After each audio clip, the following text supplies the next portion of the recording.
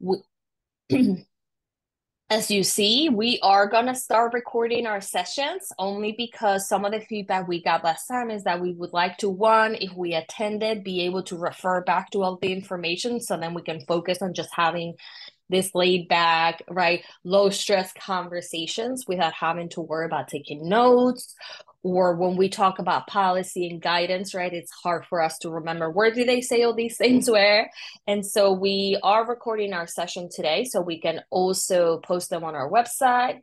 We will also share with our membership because we did have folks say we would like to attend, right, but we can't. And so even though when we are planning as the PD committee, we try to choose when is it better after school during the week or over the weekends, right, we can meet everybody's needs. So hence why it's being recorded. And so some of our house cleaning items before we get started. I can't imagine any of you, especially the returning partners here, don't know how to navigate Zoom, but just in case. Even though we're a smaller group, so I feel like it becomes more intimate, more organic conversation if our cameras are on. I totally respect that. It is Saturday morning and maybe not all of us are in shape to be sharing our screens, and that's totally fine. Feel free to turn off your camera if you would like. It does help us get an understanding of the people we're reaching, right? Who continues to come to these. If you're able to rename yourselves with your name and your position, or your name, your position in your district, if you would like to share, is not a requirement, but it does give us good information, right? To target the PLCs, the PD that we organize for you guys. So if you could just take a moment to do that and rename yourselves. There's multiple ways to do this. One way that I usually do is just I hover over my image and then you have the 3 breadcrumbs at the top, and that should allow you to rename yourselves.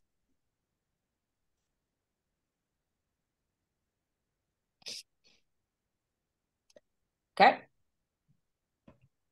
Also, the chat should be at the bottom. I see many of you are greeting. Good morning. You're familiar with it. The chat is how we're going to collect some of your questions, or please share resources as we're talking about. If anybody jogs your memory or something, you're like, I think this would be useful. Even though this is a bit of a webinar setting, it really is supposed to be a professional learning community. So we will bring a different level of expertise. Please use the chat to share any thoughts, suggestions, comments, or questions. At the end of the session, we'll have a Q&A in which we'll go over the questions and answering them.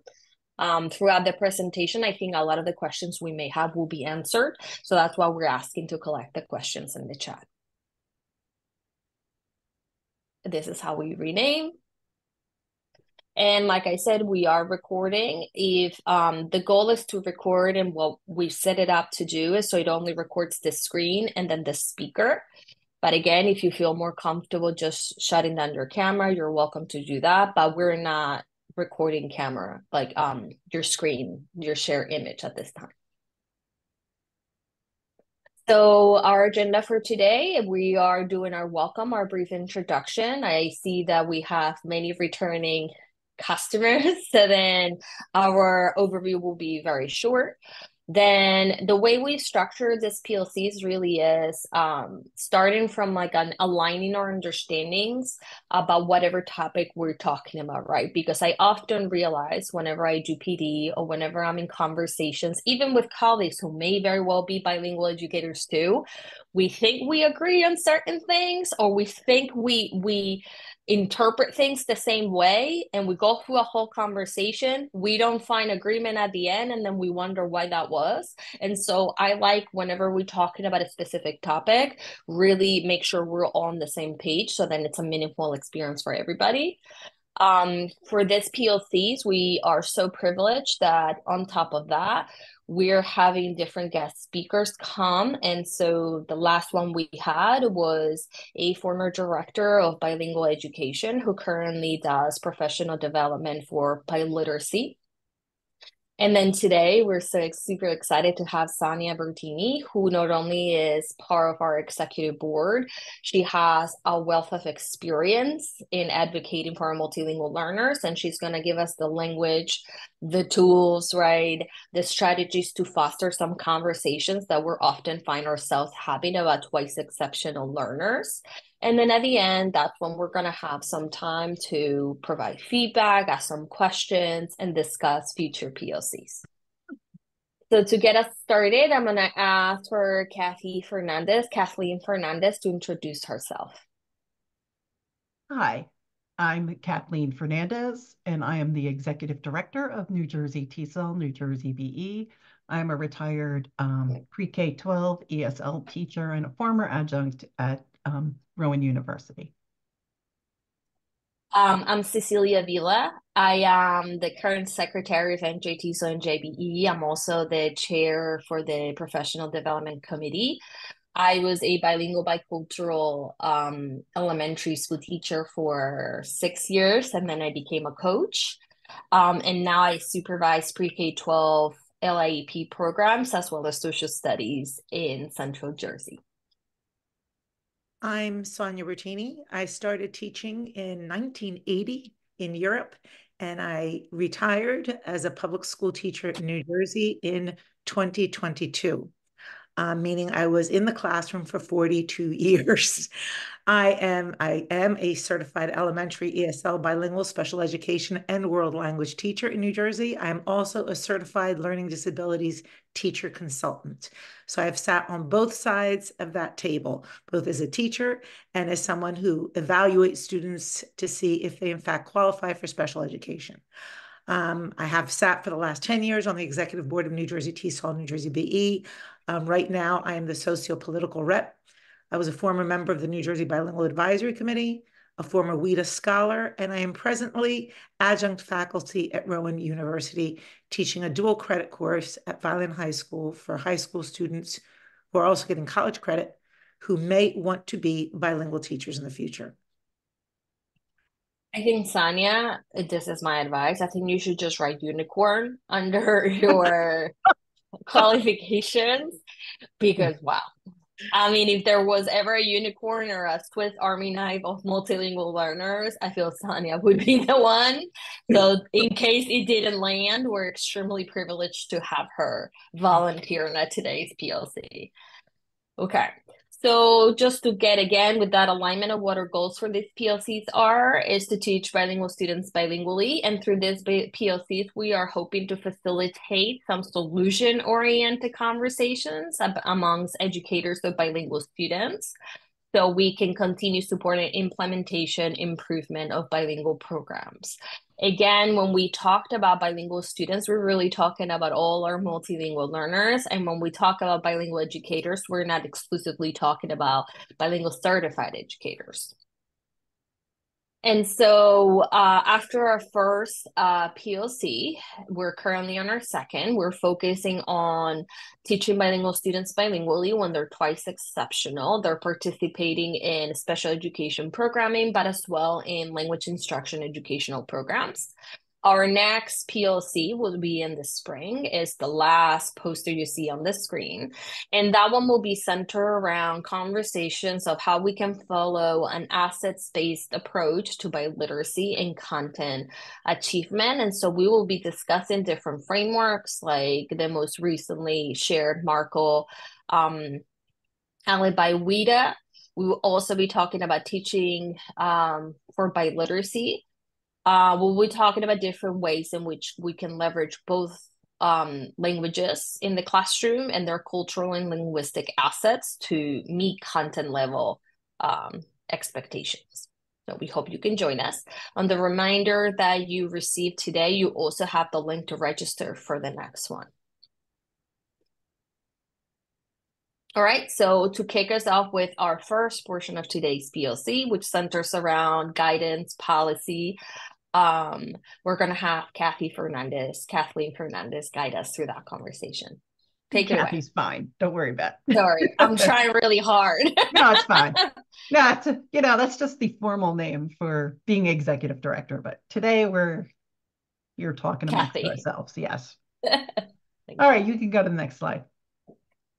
So as an ESL teacher myself, I always was able to achieve my goals when I brought code with me.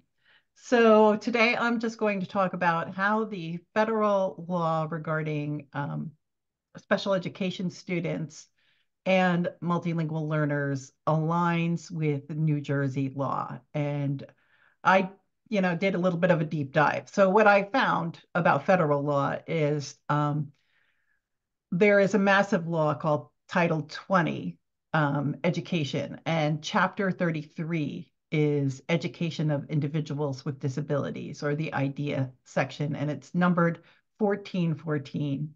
And today we're going to look at the section dealing with evaluations, eligibility determinations, individualized education programs, and educational placements. And in New Jersey, those sections are covered in the special education code. In the bilingual education code, it says that no multilingual learner can be excluded from any program that is federally mandated.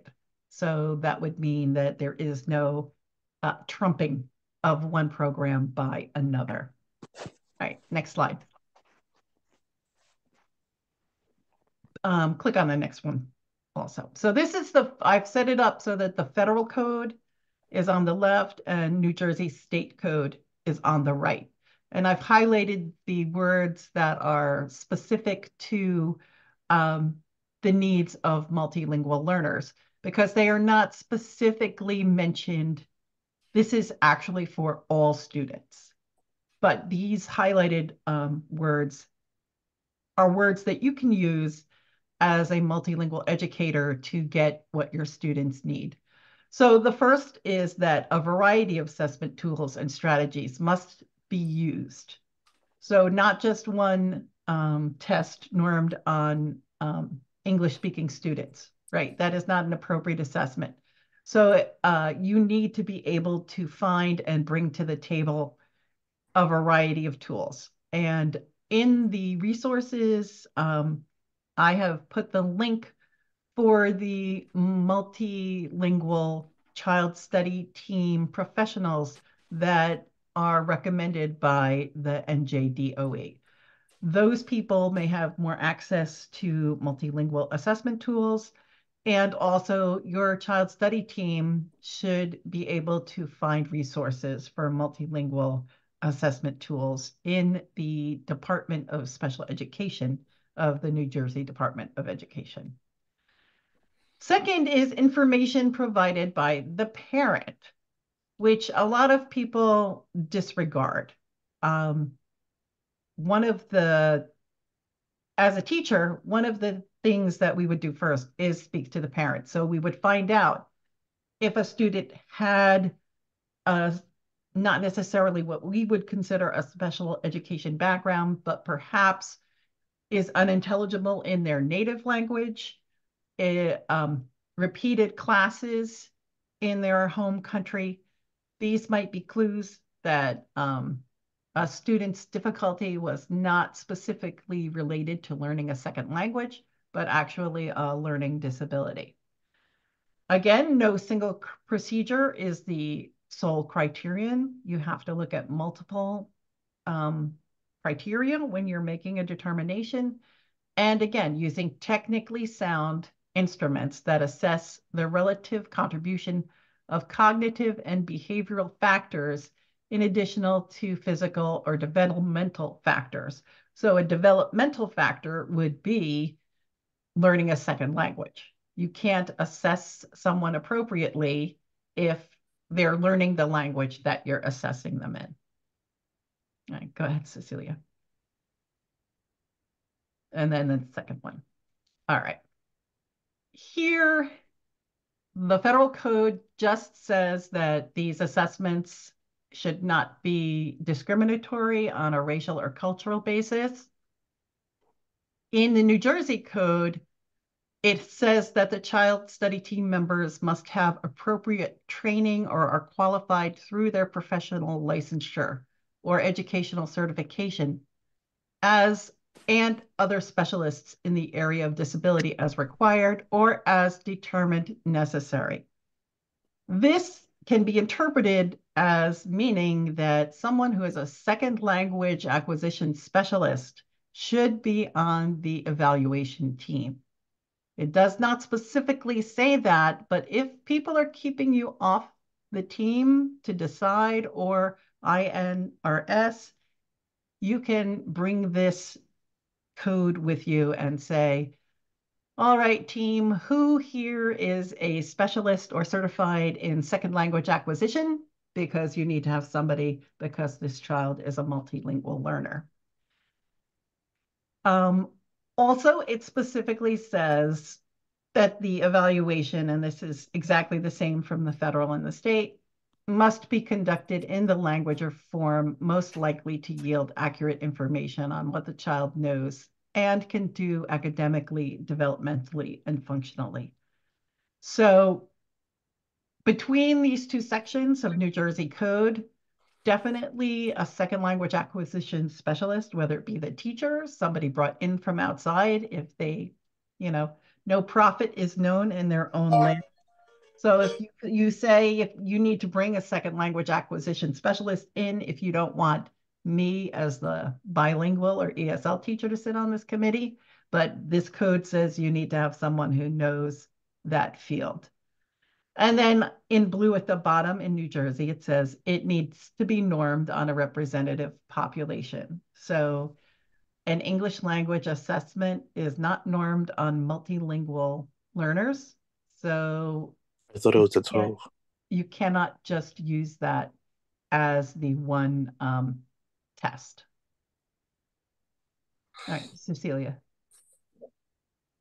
And then finally, it specifically says that a student cannot be determined eligible if the determinant factor is due to a lack of instruction in reading, including the essential components of reading, instruction, or mathematics, or if the student is an English language learner, right, or a multilingual learner. So right there, there's a burden that the child study team must show that the issue is not the fact that the student is learning English, but rather that there's an actual learning disability. And then finally, at the bottom, I have the part of the bilingual education code that states that all students are entitled to any program, not, or simultaneously, not one instead of the other. All right. Does anyone have any questions about these code issues here? And again, you can unmute and ask, or we can just pop them in the chat, whatever you feel most comfortable with. Go ahead. I am Janet Gray. I have a question. Usually this one, the one about no one or the other services, that was a play that, many years ago I was involved in. And I was, as a first year teaching English language learners, was told you have to choose between, I know it was against the code. And when I brought that to the attention, I was the bad person because I was asking, show me that in the code. I read the code up and down, the special education and the bilingual, and was in no place. But the supervisor took that decision and made me choose between one or the other because we are a high-end district. They are not going to know. So that was the explanation. And that goes on. Special education is a very, very tricky area to work in because you have even LDTCs who are kind of against language specialists and saying, no, you don't know what you're talking about because this is my area of expertise and we don't need you here. I have been in those situations. Yes, and what you can say is, this is my area of expertise, and you're not understanding what language, acquisition is. If I may, I think, I'm so sorry, Kathy. Well, no, I just wanted to say that, in fact, you can say to your child study team that this is a civil rights issue and a federal law.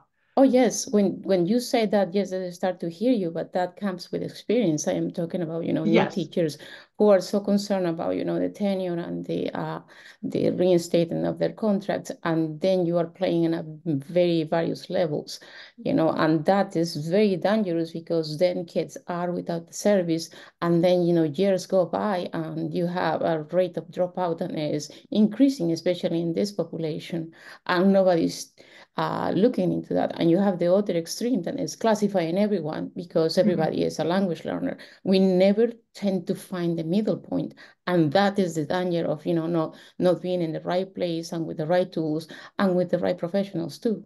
If I And can, if I may, just 2 seconds. Sorry. So a lot of these conversations, right, they're centered around advocacy, right? Like we're advocating for the good of the students, we're advocating for the best practices. And so the hard way I learned, because I very much like you, my first few years of teaching, I was sat in a room at the end of the year when our access scores came in. They're like, all right, choose one or the other. In your experience, what is best? And so I had no understanding, right? I was very uncomfortable, not only because I didn't realize at that point was legal or illegal, which just goes to show, it was very uncomfortable to limit the resources. And so because you will burn out, right? Never mind that you're afraid for your job, you're afraid for your students. And eventually, what's happening is our bilingual teachers are leaving the profession, right? For very valid reasons. What I have had to make a tremendous effort is to take a step back and try to understand that CSDs, right, special education teachers, structural aides, specialty area teachers who provide services, we're all having the same conversation. And I think very often we're all being asked to choose. And so particularly now where we're at a shortage of bilingual educators, when we say things like, well, what they need is to have access to assessments that are administered in multiple languages, or when we say is they're newcomers, what they need is someone, right, meeting those needs of newcomers, but we don't have programs and we don't have resources to replace bad practices, I think that's when the point of contention comes. Absolutely no one should be putting you in a position to choose. I think that having this language should give you empowerment to say, well, listen, this is what the law says, this is what my professional experience says. But at the end of the day, with advocacy, it's a bit of a strategy game, right? Like you need to foster relationship with peers within possibility, right? Because you can't control how humans are, and kind of sell yourself rather than try to sell the law, right? I think it's important that you find your balance on finding relationships with folks around you that will have these conversations with you, and then you can substantiate what you're saying with law, right? I think a lot of the times folks are afraid, and because I'm in a situation where some of my experience comes from the second thing you said. We're over classifying students because we are equal parts saying they need a bilingual education, right? And if not plan B, a high intensity space, right? And if not plan C, but when we're not supporting that, child study teams say, well, then we're going to give them the programs that we do have, even though they're not the ones they need. Does that make sense? So I think that in order to preserve your sanity and be able to grow, a lot of it has to come from a strategic place of having connections with specific in in which you can use this to make change over time. No, Sonia. I Oh, am sorry. speaking So all I because was going to say is, and I think this will be answered also in my presentation, the most important thing is to get the information and then get it out. That's the most important thing. And that's what we're doing here. And having sat for years on a child study team as a learning disabilities teacher consultant, I can tell you that these calls very often are not easy. They are not black and white. There's a lot of gray. And once we label a student, we label that student for life. So this is very important to keep in mind that we follow a process that is fair, that is legal for sure. Okay. And we're talking about legality here. All right. There should be no debate on that. And so I think it's the more this information goes out, the more districts hear it, the fewer problems in the long run we'll have. I have to remain hopeful that that's going to happen, truthfully. And, I think I share your opinions. I mean, that was what, almost 20 years ago. I am in a different situation right now, but still, I mean, throughout 20 years, you're still seeing the same thing. And, recently I had the experience of a kid who has, a 68 and as an AQ, and he's not being classified because we are giving it another year. And I know that it's not only a language issue, it's a learning disability, but you know what? You keep talking and nobody hears it. So, and that is the nature of the beast. I mean, you were mentioning about, security of job many times. I said my ethical perspective is stronger than, the salary that you are going to pay. And yes, you can keep your job. I am not for this because you become an accomplice of the situation. And that is how I took it over the years. So, but it takes time. And I am more thinking about the people who are not experienced, the people who don't have the support, the people who are trying to talk and they are not heard. I mean, at this point in my career, you hear me well, you don't hear me, I really don't care because I have the experience. All right, And well, so, and I appreciate you sharing that because, again, you did say this was a situation 20 years ago. What I just described was less than 10, right? And so, I know. and we're currently having these conversations, but I think you make that valid point. And so part of us having professional development, right? Like part of us becoming involved with organizations like NJTESOL and NJBE is having their voice be the guiding voice, right? So then you don't become oh my God, because with this happen a lot. Here's Cecilia again, right? Like at every meeting asking, what about what if, right? And so I think to Sonia's point really is about the more we educate, the more we show, right? And we put these things out in the open, right? The more other people are going to be asking questions. And I'm going to tell you right now, from my own experience, which I think has been a privileged one, we may assume there's some sort of secret agenda that is trying to push back on our students. My experience has been that there isn't. There's just ignorance. And so bringing light to that and having conversations like the one you're facilitating right now, I think that's where we get to the end game. Yeah. So and thank also, you for that. I actually think we should continue because okay. All right. Let's Yeah. get going. And Thank then we you. can talk a little bit more at the end. Yep. Great. Thank you. And I agree with what Cecilia just said in that it is ignorance. So sharing this information in your district is, certainly NJTESOL-NJBE's primary goal in presenting things like this. There are two additional pieces of NJDOE guidance where you can find information, and these are from the Bilingual ESL office. One is the English language learner entry and exit document from May 2021. In this one, it's really more considering exiting somebody from special education or determining what part of the access they will take.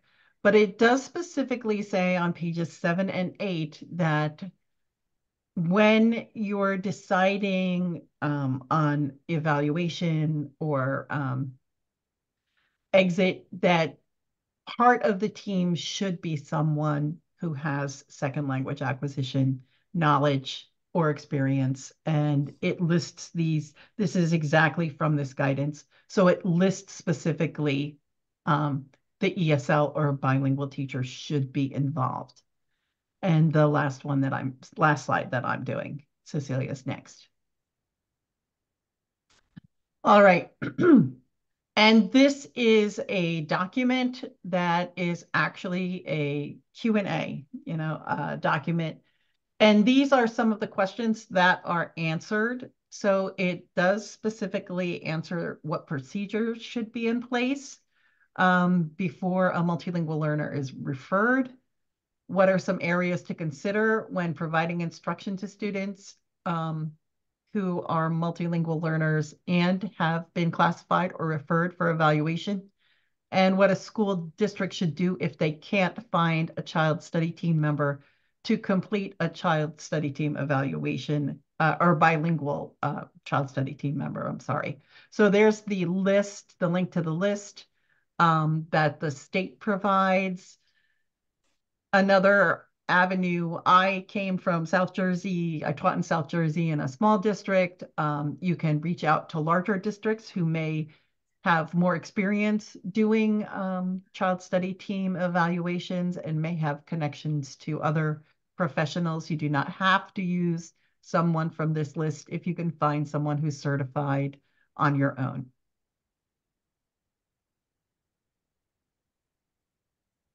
So on our next section, we are gonna kick it back to our guest speaker, Sonia, who is gonna lead the last part of our POC.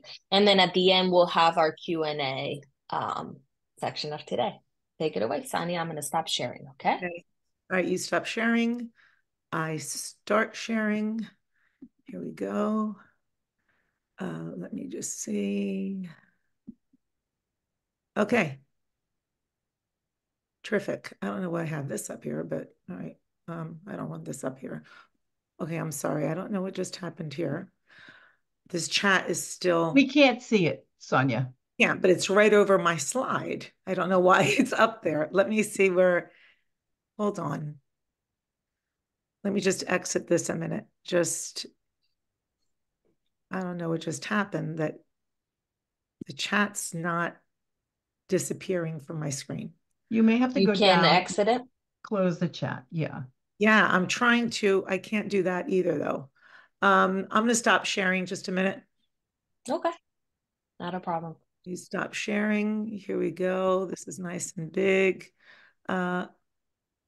I don't know. So while Sonia's working on sharing this, I just wanted to share part of the conversation, right? We all know this, preaching to the choir, is it's not enough, right, that the teachers of ESL are having this conversation. So bilingual teachers are having this conversation, right? Once I transitioned into administration, my goal really was, I didn't want to be the specialist. I didn't want to be the go-to person. People kept coming towards make decisions, and they based it by saying, well, Cecilia says, right? I'm taking the longer way, in which I'm breaking down some silos and trying to make everyone realize these are all our learners, right? And so it takes longer to get there, but the effort is there. Some things that you do actively when you transition out of the classroom could be creating a committee, right? If these practices, if this collegial collaboration doesn't exist, if this level of inquiry is not happening around identification of multilingual learners for special services, then create a committee, right? But you need all this information in your back pocket so then you can lead these conversations. Right. Having the guidance, having the specialty with you allows you that when you're out of the picture, the whole thing doesn't come crashing down. Right. All right. So I'm back. Everybody can see my slide? Yes. Yes. Okay. Terrific. All right. So I've already introduced myself. I don't have to do that again. Basically, though, what I do come to you today with is a lot of experience. I mean, I did honestly start teaching in 1980, which seems like it's probably before some of you were born. And I've always taught students, multilingual learners, and the last 15 years of my long career were dedicated to teaching students who are doubly exceptional. So I'm going to come to you today with what are facts, okay? These are things based on research, also on best practices. We will have time for questions at the end. Please do jot anything down you want in the chat. If I can't even answer all your questions today, you can email me. I'll give you my information. I'm more than happy to be in touch with you. I have no problem doing that. Okay, so who is a doubly exceptional student?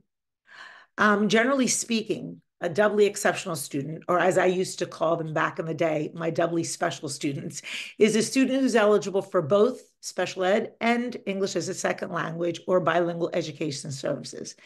Kathy explained it to you. The key word here is both. It is very important that we keep that in mind. One service does not ever trump another. Legal rights, Kathy spoke to you about them as well. Just very quickly, there are three major types of laws that interact to protect the rights of a multilingual learner with disabilities in New Jersey. And these laws in combination guarantee what is the most beautiful tenet of our public school education in the United States, right? Which is a free and appropriate public education in the least restrictive environment. All students are entitled to that in this country, okay? The three laws that interact then are the civil rights laws, the Equal Educational Opportunities Act of 1974, the Bilingual Education Code here in New Jersey, and of course, special education law, the IDEA. So to make clear, it is illegal to deny a student the services that they are entitled to receive. So what is a learning disability? A learning disability refers to a variety of disorders that affect the way we take in information, the way we keep it, the way we can make sense of it, the way we organize it, or the way we apply it, right? That information is verbal and or non-verbal. In New Jersey, there are 14 different categories. I call them the doors that you can enter, right? If you qualify for special education, they are almost all of them, I think, very self-explanatory. The ones that we look at when we talk about multilingual learners are the, if you want, most popular classifications. The first is, and I will be speaking about this in a minute, what we refer to as a specific learning disability. Special ed is full of acronyms, abbreviations. We'll say SLD, okay? He's an SLD. Another one that we're going to be looking at is communication impairment. You will see that ADHD is not listed here. ADHD in and of itself is not considered a learning disability. It does, though, fall into, if a child has ADHD, they are very often classified as other health impaired, because in that case, their ADHD is in fact impacting their learning and their progress in the classroom. Now, what's important is what IDEA does say about does say that a child with a disability, okay, you cannot identify a child with a disability because they speak a language other than English and they don't speak or understand English well. I mean, that's not a reason for classification at all. Another reason you cannot classify a child is if they are, they seem to be disabled due to a poor or inappropriate instruction. Now, that is increasingly more important in New Jersey, and I would probably say all over the country, as we are getting students with a limited or interrupted or sometimes no formal education, right? Especially difficult when these students come to us at the secondary stage, right? They look like, they present like special ed in their classroom, but they're in fact not. They're not. They just have not received the education necessary in order to do the work that you're doing.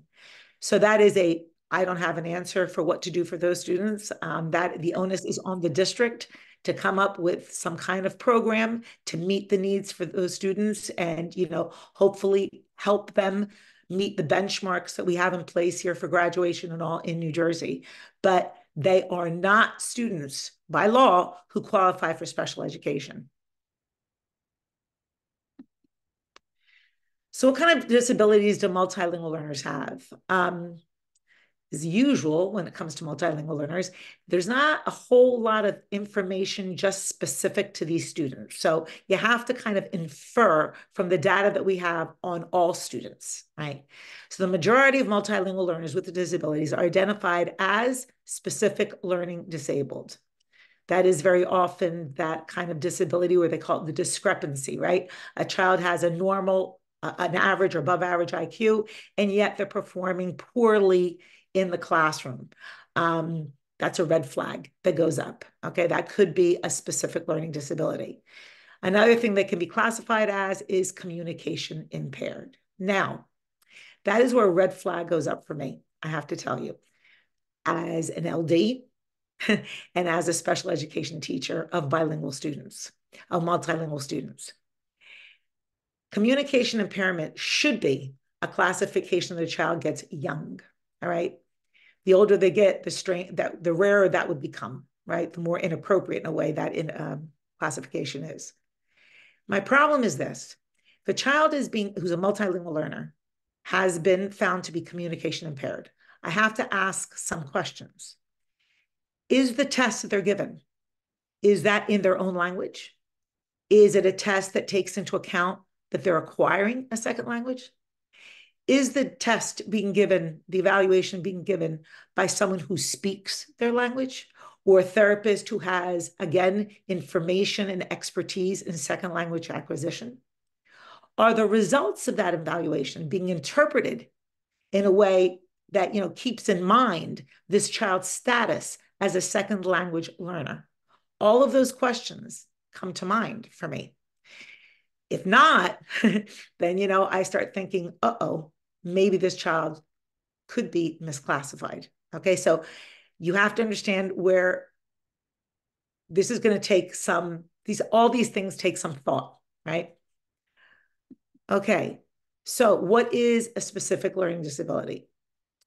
In the reauthorization of IDEA in 2004, specific learning disability is defined as a disorder in one or more of the basic psychological processes involved in understanding or using language, spoken or written. This disorder may manifest itself in the imperfect ability to listen, speak, read, write, spell, or do mathematical calculations. Wowza.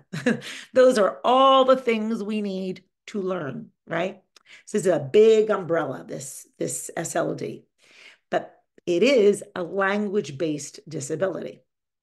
So for a minute, I'd like you to just think for a second, right? Imagine you've got a multilingual learner who is acquiring a second language, but at the same time has some kind of specific learning disability, a processing disorder or whatever. Two things going on at the same time. How challenging do you think it is for that child to, in fact, acquire that second language? It's challenging. These children need some of the most specialized instruction out there. So the million-dollar question, the one that's always get asked is it a disability or is it part of the normal process of learning English? And how do I know? Well, I wish I had the answer for that. There is no clear-cut answer. Why? Because when a child first starts to learn a second language, many of the behaviors that child demonstrates, okay, are either very similar to a child that has a disability or they're identical.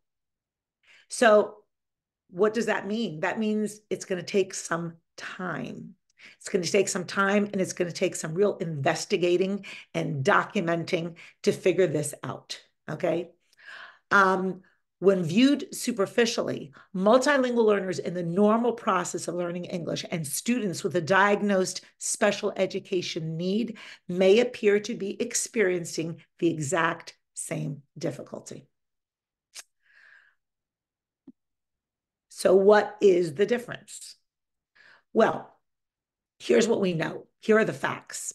If a multilingual learner has a learning disability, the same behaviors and difficulties will be evident in both his or her native language and in the second language, okay? This doesn't just appear in the second language. This child has this in their native language.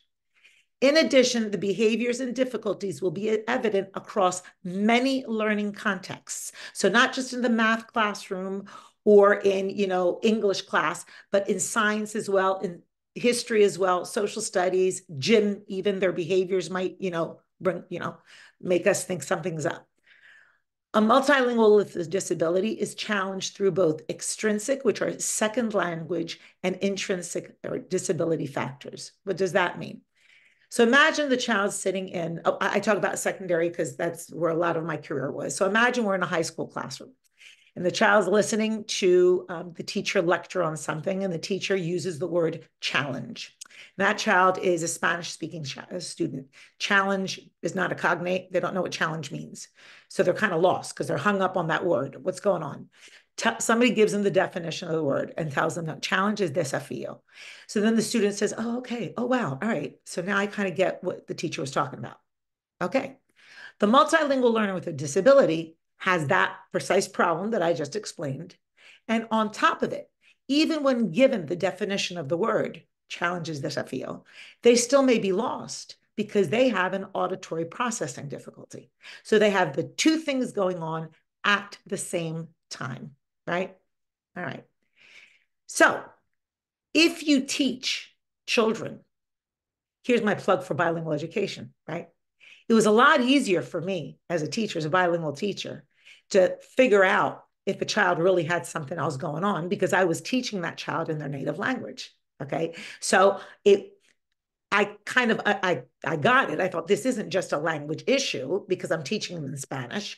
This is something else. There might be something else going on. So I was able to get to that point a little bit more quickly because I was teaching them in their native tongue, right? If you're not doing that, if they're being taught in English, well, this is going to take time. And I know this is where the frustrations come in. And I know this is when teachers say, oh my God, we went to child study team and they shot us down. And, they told us he's not been here long enough or whatever. But it does take time, unless it's a very apparent disability like Down syndrome or autism. This does take some time. Okay, so I'm going to give you the information of what behaviors a multilingual learner with a learning disability might display in class. And these are displayed again in both languages, okay? But as you see this, these are same, I wish I could tell you they're different, but they're almost exactly the same behaviors that you would view that would be evident for any child with a learning disability, not just a multilingual learner with a disability, all right? Listening difficulties, difficulty understanding more abstract vocabulary, limited memory, difficulty retaining lengthy information, oral and written expressive difficulties, formulating ideas into sentences that relay meaning, sticking to the topic, organizing information into story structure, using correct, more complex grammar, using cohesive devices to connect a story, reading comprehension difficulties, not necessarily fluency problems, not necessarily, decoding problems, but comprehension difficulties, problems constructing meaning with an unfamiliar text. Difficulties understanding vocabulary, story events, inferred information, or narrative structure. Social emotional behaviors, nervousness, avoidance, shame. Okay, so these are things that would start, if we notice these difficulties, these are the things that then we would start zeroing in on. These are the things that we would start documenting. These are the things that would make us put certain interventions in place in the classroom to see how they work. This is where we start doing our work to see if it is a disability or if it's just the normal process of learning English. Okay, so you really suspect as a teacher that this is a disability. What do you do now? Well, now you got to go to the child study team. But before you do that, or before you go to your IRS team, I say this from experience. Remember, I told you I was on both sides of that table. You better go with all your ducks in a row, okay? Gather the information and document, because then they can't shut you down as easily. Do your due diligence and is getting as much information as you can on this student. So for example, you're going to go in with specific observable behaviors that we're going to get to the next slide that the student has exhibited in different learning environments.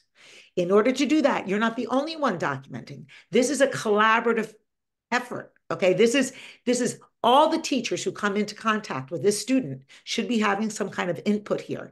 Even the gym teachers who very often get excluded because gym teachers teach everybody and they have these really big groups and they might notice behaviors that really stand out. Okay, so getting this information from all the teachers. Then, what do you know about this particular multilingual student? What do you know about their education in their own country? What kind of education did they receive? What kind of grades were they getting? What can the parents tell you about them as a student or as a child in the home? What is their family background like? What is the country that they came from? Okay, how are they acclimating themselves here to the United States, to New Jersey, to a classroom here? In comparison, again, we can always make these comparisons with other students who've come in at the same time as them, right? Do we notice a difference between these two students? Why? Okay. Then what previous instructional support interventions have been tried? And then again, as an LD, I want to see that these interventions have been appropriate for second language learners, right? We're not going to do the same things with multilingual learners as we do with students who are not multilingual learners, because that's not appropriate. So what interventions have been tried? For how long? Have they been successful or not? Okay. This is all the information that you need to go to the child study team with, or your INRS team. Here's some examples of specific observable behaviors, because again, what I'm going to tell you, what the child study team does not want to hear is the teacher's diagnosis, because frankly, none of us are anything, we're not in a position to be able to diagnose a problem, okay, without evaluations. What we want to know is, what have you seen? When, how often, what triggered it, in what context, what have you observed, okay? Here's some examples. Student omits words or adds words to a sentence. He has to describe because he can't name. Student becomes distracted easily. They have trouble following directions. They can do rote arithmetic, but they have problems with application. Math is a killer for kids with a disability. I taught geometry and algebra to high school students with disabilities. So I can tell you, it is really challenging, that application part, right? They avoid writing. Writing is the last domain we get. Also, we acquire a second language, but a child with a disability has real issues with writing. They don't transfer learning from one lesson to another. They're very literal. They often understand concepts, but they can't indicate this in written form or on tests. Certainly, assessments are such a challenge for them, especially summative assessments.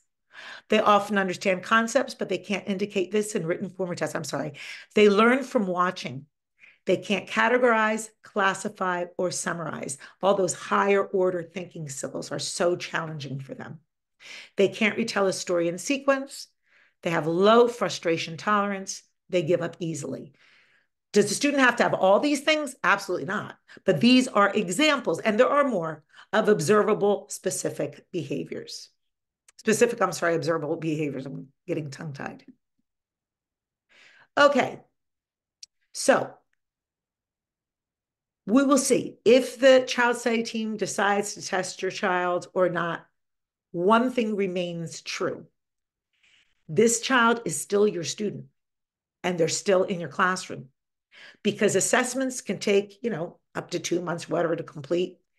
And we always start in education with the least restrictive environment. The least restrictive environment is the gen ed classroom. So what do we do with these students in our classrooms to make sure they can meet with some sort of success, right? What are the implications for our classroom?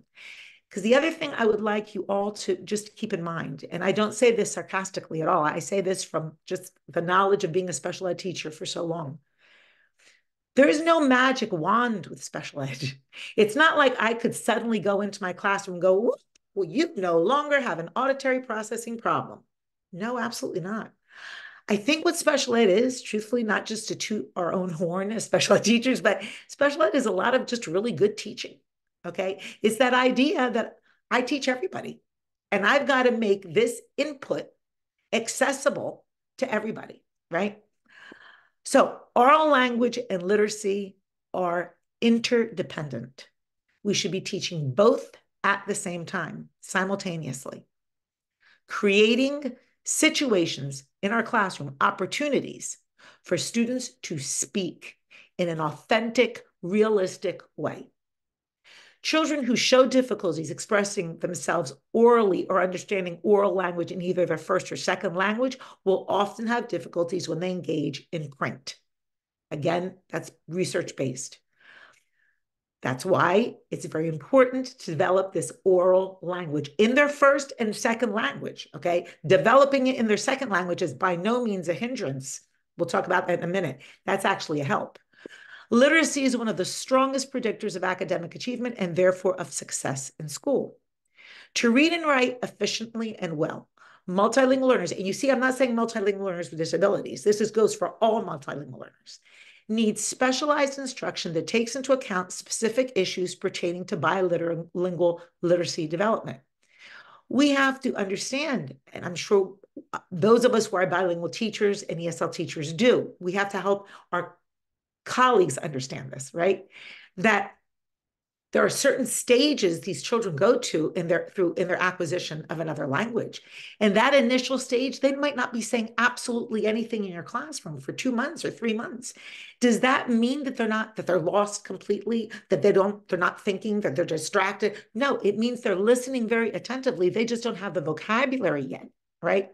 Or when we ask students to do something, like at the high school level, when, a teacher would say, you're going to write a 5-paragraph persuasive essay, or no, I'm not. If I'm just come in, if I'm at a level 1 or a level 2, I'm not writing a 5-paragraph essay unless I'm doing it with Google Translate, which I'm not saying that I'm against that idea. But the fact is, we have to keep in mind what these students can actually do because they're acquiring a second language. To receive exactly the same reading instruction in the same way as monolingual English-speaking peers is not sufficient to support multilingual learners in developing English literacy. Changes do have to be made for them. Accommodations do have to be made. So 3 literacy principles about literacy development in multilingual learners then. The first one, the most important thing about reading and writing is comprehension. The purpose of any literacy activity is either to get or send meaning. To sit a multilingual learner, or one, even more specifically, with disabilities, in front of a novel without making any accommodations or modifications for that student is an exercise in futility, and is just going to frustrate the student because they can't get meaning from what you're asking them to do. So then they're going to be lost. It loses its relevance, right? Principle 2, there's a strong connection, as I just said, between oral language development and learning how to read or write. So again, those opportunities need to be created in the classroom. 3, a student's home language is a resource for developing literacy in English, not a hindrance. I am sure that my colleagues here today understand this. However, some of our other colleagues don't. And you know what? I have met ESL teachers who don't, okay? Who still think English only, English only. I mean, come on, the 1970s have called and they want the idea back, right? Things have absolutely progressed in that area. We should be creating a space. If we're not in a bilingual classroom, say we're in a high intensity classroom, just a normal English classroom, whatever, there should be a space created in the classroom for that child to be able to use their first language. Not to talk about you, right? But a deliberate, intentional use of that first language in order to produce what you want from them in that second language. This is where translanguaging comes in. This is where, having students sit with somebody who speaks their same language to talk things out and all that comes in. This should be done in the classroom, and this is helpful. It's not an obstacle to their learning the second language. A word about academic English. More and more, we have found just how important it is to teach the explicit instruction of academic English, all right? We all know about BICS and CALPS. We all know that in 1 or 2 years, the students, depending, of course, on their personality, their background, their intelligence and all, but are going to be speaking some English. They'll have broken that code. They'll be able to interact with their peers in the playground or in the classroom, maybe in 2 years. However, we know that that is not enough. That does not guarantee success in the classroom. And part of that has been associated to the lack of knowledge of academic English, all right? A multilingual learner's ability to access the content they must learn in order to be successful in school and beyond is predicated upon their ability to acquire and use complex academic language. That's like that second tier vocabulary, right? A word like table that can mean table, something you eat off of, table, a chart, to table, an idea, okay? Content specific vocabulary, words like quotient, difference, isotope, industrial age, okay? The use of the passive voice. This is all academic English. All teachers of multilingual learners, including content area teachers, certainly not just the job of the ESL teacher. NESL teachers face the challenge of teaching academic language and challenging content simultaneously. Bailey, Gottlieb, and others have defined academic language as being distinguished from non-academic language on several levels: the word level, the grammatical level, and the speech level. So this, in my opinion, should be, first of all, with multilingual learners with disabilities, with children with disabilities, explicit instruction is very often necessary in the classroom. It is both efficient, okay, and zeroes in, the student is listening to you and it zeroes in the problem. So explicit instruction of academic English. You could, front load your lessons, a unit or whatever, but take time, 10 minutes. This is, I'm sure, helpful for all students to define that vocabulary for them, to get them used to the language you're going to be using, but it's absolutely helpful. Keep in mind, multilingual learners, this is what Kathy said, with disabilities are entitled by law to what we say is a free and appropriate, keyword, appropriate education in the least restrictive environment. That means they receive validated, specially designed, research-based, culturally responsive instruction. Yep, all those things. In the new language, reading, writing, spelling, math, etc., from appropriately highly qualified teachers and related services professionals in the least restrictive language environment.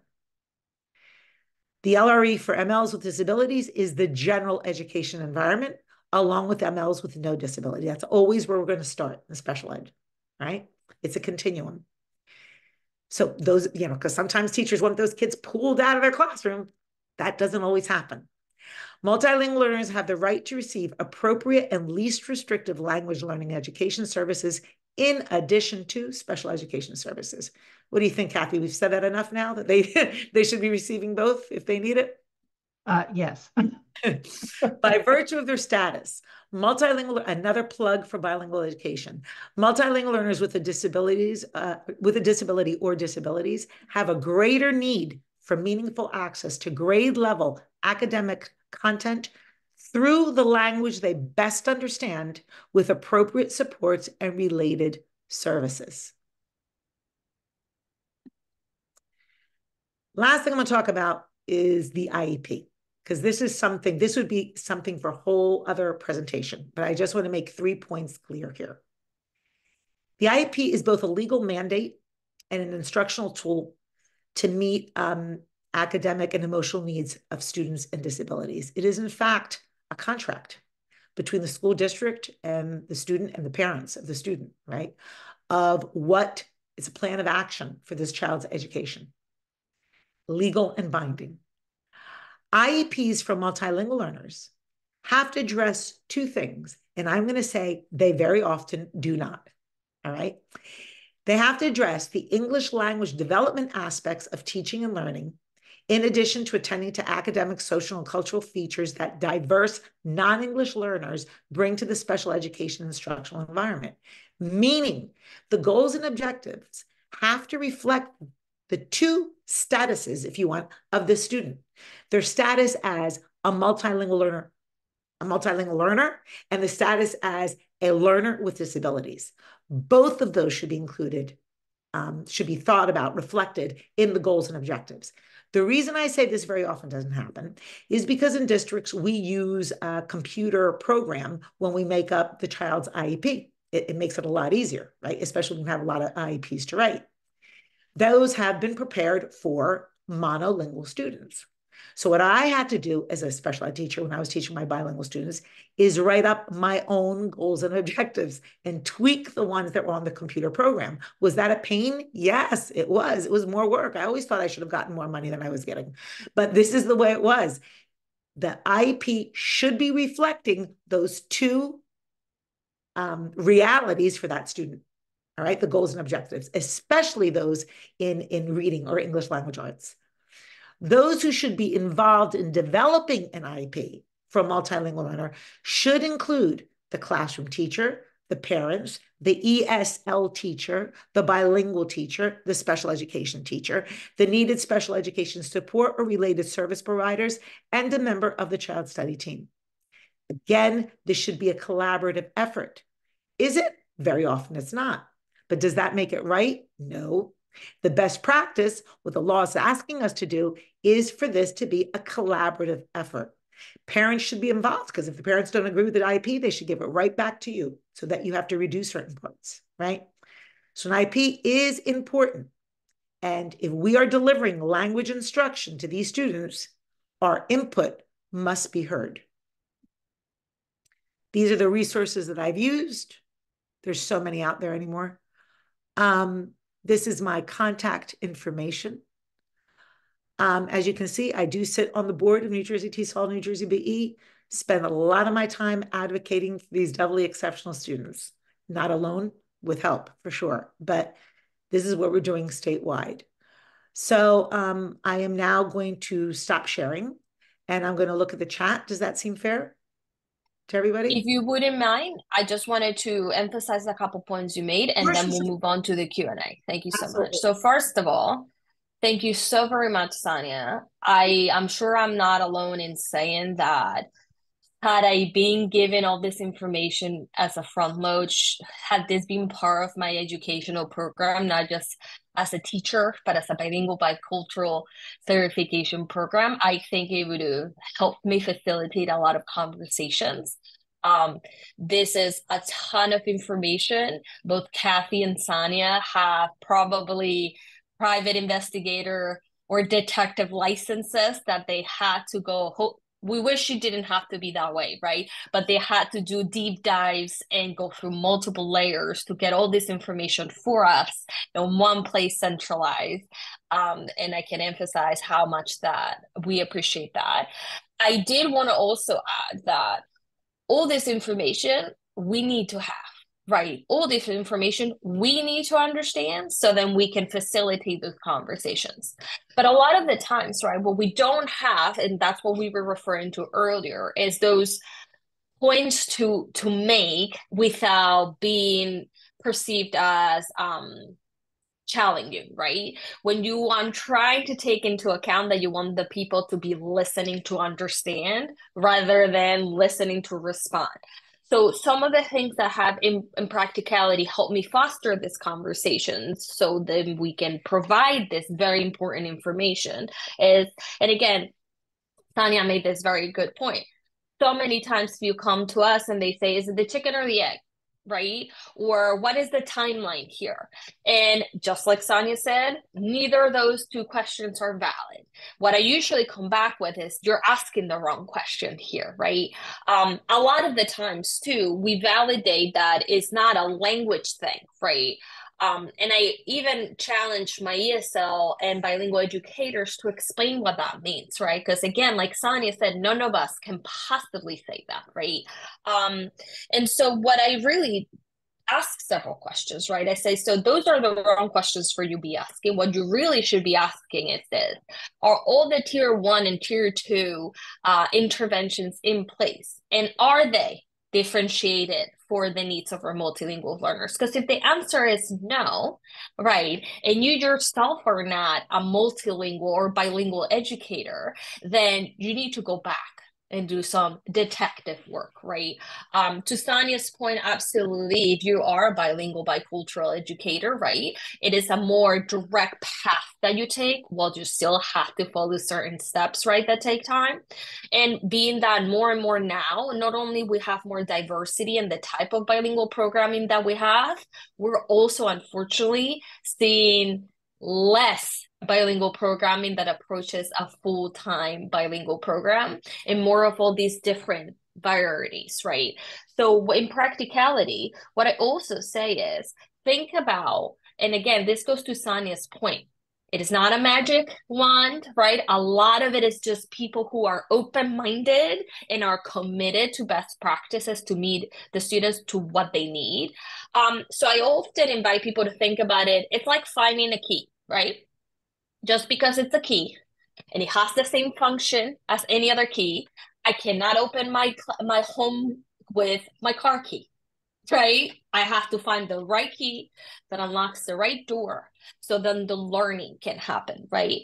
And when in doubt, it's really about data. I know data has become sort of like a trigger word for all of us.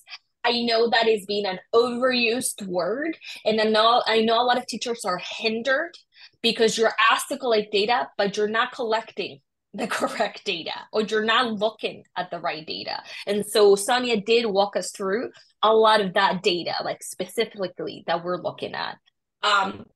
And more to more, like I often also say in practicality, it's great you're looking at data, but are you comparing apples and oranges, right? It doesn't really help me for you to compare a monolingual student, right, on their DIBELS, on the iReady diagnostic and all those measures. That's like she said, is an exercise in futility, or like I say, it's a fool's errand, right?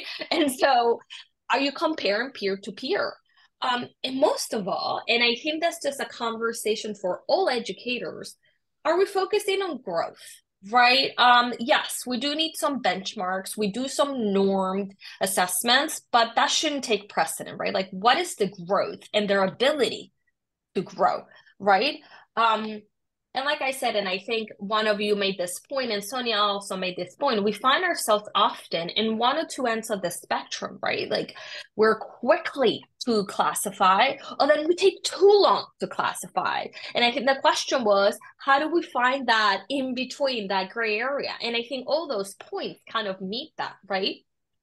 And so If I really, it does my last point, and that's it. What a lot of the questions that I get as an administrator too is, can we use Google Translate? We've been told for years no to use Google Translate. Now you're telling us that they can use. And so the answer really is not black and white, right? Think about using a student's L1 or home language, whatever it may be, as a strategy like any other. You need to know what you're using it for. It needs to be planned purposely and it needs to be taught explicitly. Go ahead, Sonia. Okay, so what I was going to say, what Cecilia said about referring students, what I do want to make one point clear, because this has also been a doubt, a misconception, blah, blah, blah. There's no such thing as having to wait 2 years before testing a student, or 5 months, or whatever the heck is the newest trend. Okay? A teacher can refer a student at any time. But like I said, caveat, I'm sitting on the team, somebody like me as an LD, and you're referring a student to me who's maybe a newcomer in this country or has only been here 5 months or 6 months, you are definitely going to meet with a little bit of resistance, because I do believe best practices, you give this some time. Like I said, unless it's a very obvious, and those are the least normal, if you want, the least popular classifications, unless it's a very obvious learning disability like autism, blindness, deafness, we're going to have to take some time to figure this out, right? So, but again, you can refer a student at any time. Now, there's a question from Magalis who says, what would happen if the child has interrupted education and an IEP from their country? Well, if they have an IEP from their country, I don't know which, certainly if they come from someplace like Puerto Rico, well, that IEP is, are absolutely right away honored because that's within the United States. If they come with an IEP from another country, that is a reason for the child study team to consider reevaluation here in the United States. Absolutely. Does it make it obligatory for them to have to do so? No. But it is certainly a reason for them to, it warrants, testing or whatever, or honoring that IEP. I am not, normally the child has come with an IEP. It's from a place like Puerto Rico, to be honest with you. I've had I can't even remember a student that I had with an IEP from like Mexico or Colombia or anything like that. I can't. I hope that answers your question. It would be something to have both interrupted education and IEP. I mean, that is, talk about bad luck. Thank you for the list being helpful. I'm glad. Question. Though the importance of documentation was mentioned, could you speak a bit more or mention an article on pre-referral strategies and practices when bringing a case to an INRS team? An INRS team is different than CST. So first of all, I would like to stress the importance of that as well. For some reason, depending on the district, INRS teams have turned themselves into the gatekeepers for child study team. And that is not at all what an INRS team should be doing. Not at all. The intention of intervention referral services is to aid a teacher in helping a student meet with success, either academic or emotional, in their classroom. That is the work that an IRS team should be doing. When they talk about pre-referral strategies, oh my gosh, well, that's a ton of stuff. That's all the stuff that I talked about too. I mean, but that could be like, you know, I did some one-on-one instruction with a student and they still were having problems, or I modified the assignment and the student still didn't meet with success, or I provided X, Y, and Z as accommodations and the student did meet success with that, but they did not with the other ones. Those are the pre-referral strategies that they're talking about. But that should not keep you from going to an INRS team, because they're the ones that actually are supposed to be helping you. So they should be giving you some of ideas of strategies that you can be using in your classroom.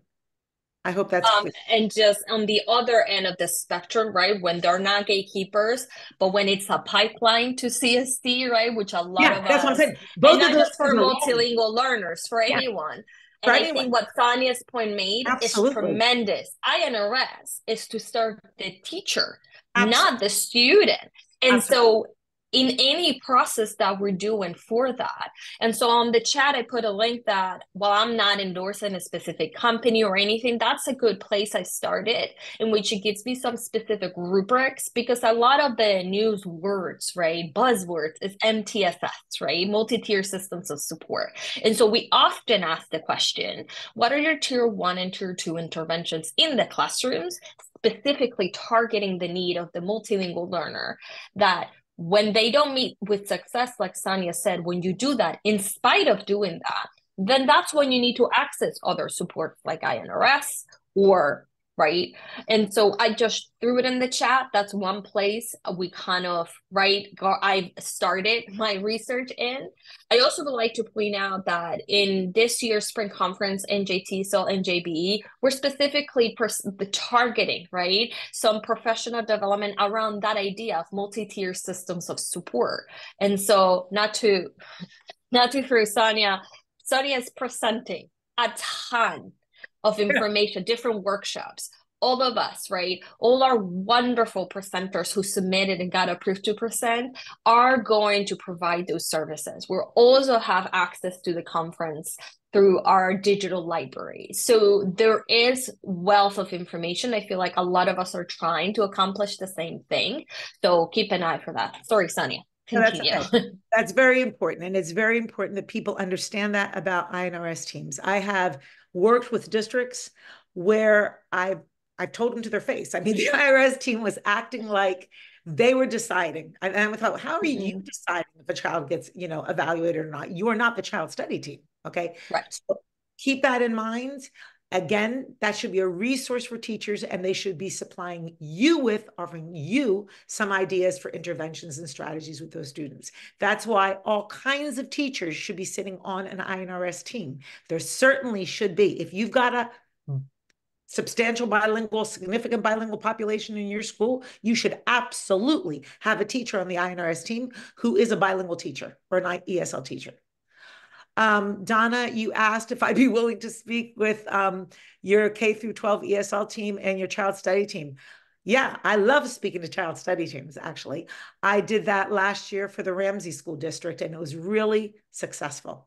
We worked together the span of a few months of just, talking about multilingual learners and when they come to the table for the child study team or whatever. So most certainly, I do this as an actual job now. I do go around the state and make different presentations. So we could talk whenever. You can shoot me an email or whatever. Sonia, can you pop in your contact info on the chat one more time? Sure, I'll do it right Thank now. you. I have a question. Yep. Oh, go ahead. Yes, did the discrepancy model went away last summer, or school district No. is still using it? Districts are still using the discrepancy model. Is going to be going away? Is going to be noted, or I they haven't I found don't anything know. yet? I have not heard that that would be happening. I thought that it was last summer that, it was going to be taking place. And I think, gave a document to one of the teachers because they were talking to me about the evaluations. So I might be mistaken, but I was taking a class last, semester, and one of the professors mentioned that. So I don't I, know. I will have to, I don't know then how they would decide if a child is specific learning disabled or not. So I'm I not sure. know because they were I think the discrepancy model because they were talking about how to use it, how not to use it, and if a kid is found eligible because it does this or does that according to the point something of um, average that they have. But it was mentioned in a class, so that is what. Another thing is, when we are talking about SIFs and LD, sometimes we have to consider that some of the SIFs were already LDs in their countries, and that need was never addressed. That is why they have interrupted education, and they are already LD without knowing it because parents don't talk about learning disabilities in many underdeveloped countries. Well, that So would that is be some. again a question of it taking time. Yeah, That is I very know. possible. But there's no way you're going to know that right off the bat. No, it is not. I mean, throughout the experience, And I know and that. there is the problem. Yeah. So it is a question again of appropriate. And again, the word is appropriate. Appropriate instruction, appropriate interventions that start making it clear, start clarifying. Mhm. Is it a disability or is it their interrupted education? That definitely is going to make it more complicated because Yeah, no, when I a think missed instruction on top of mhm. being a child with disabilities, that's just made the situation all the more but dire. but I think when you start having experience, you start to differentiate what is a learning disability and a pure, lack of literacy and numeracy. I think it becomes clear the pattern they follow. I think they're intertwined, absolutely, but at some point you start to see the clear differences At some into point, what is special education and what is, absolutely. lack of numeracy and literacy. Especially if Thank you're you doing so much. Yeah. work. And just to make a very point clear, and this is just my personal experience, I did not feel I should be responsible for making such important decisions. I found myself thinking, that's a burden and that's a responsibility I don't accept, right? And so then I asked, since I am going to keep being put in this spot of advocating, right? Since I am going to be kept asking them, what can I do to sort of make me feel at ease having these conversations? And so one, what we're all doing today is committed to keep learning, right? And then two, um, being able to ask the right questions, right? Ask those questions back to them. I really appreciate everybody joining us. I appreciate Kathleen and Sonia sharing their expertise. I appreciate all these questions that facilitated us having an interactive conversation today.